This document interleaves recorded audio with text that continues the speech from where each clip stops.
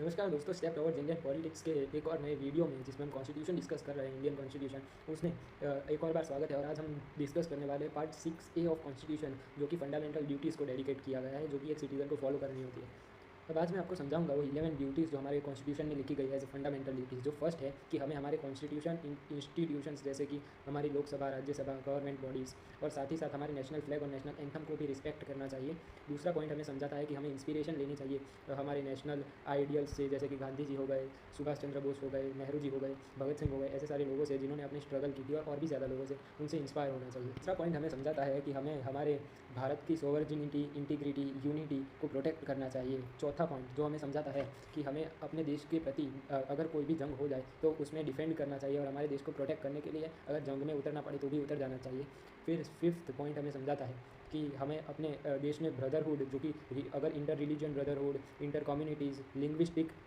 Diversity होने के बाद भी हमें हमारा ब्रदरहुड, भाईचारा बरकरार रखना चाहिए, ताकि देश यूनिटी इन डाइवर्सिटी कहा जाए हमारा देश। पॉइंट हमें ये भी कहता है कि हमें वीमेंस की तरफ जो पहले डिरोगेटरी प्रैक्टिस यानी गलत प्रैक्टिस की जाती थी उन्हें भी रिनाउंस करना चाहिए और उन्हें भी खारिज कर देना चाहिए बेसिकली। सिक्स पॉइंट हमें कहता है कि हमारा जो रिच कल्चर है इंडिया का, उसे हमें प्रिजर्व करके रखना चाहिए। सेवन हमें ये कहता है कि हमें जो सारे लिविंग क्रिएचर्स है या फिर प्लांट्स, पौधे वगैरह सारी चीज़ें हैं, पेड़ हो गए, जंगल हो गए, इनकी तरफ भी और जानवरों की तरफ भी एक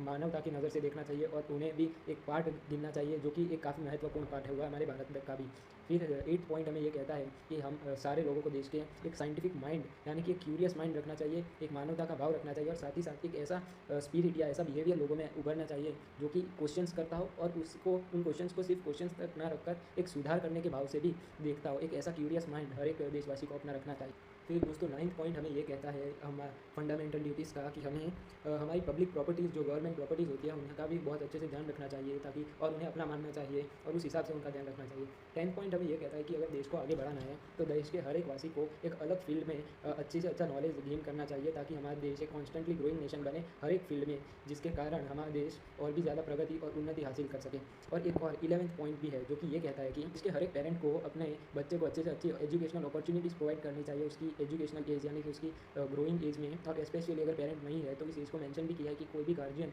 अगर हो तो उसे 6 से 14 साल की उम्र तक हर एक बच्चे को अच्छी से अच्छी एजुकेशनल अपॉर्चुनिटीज़ प्रोवाइड करनी चाहिए।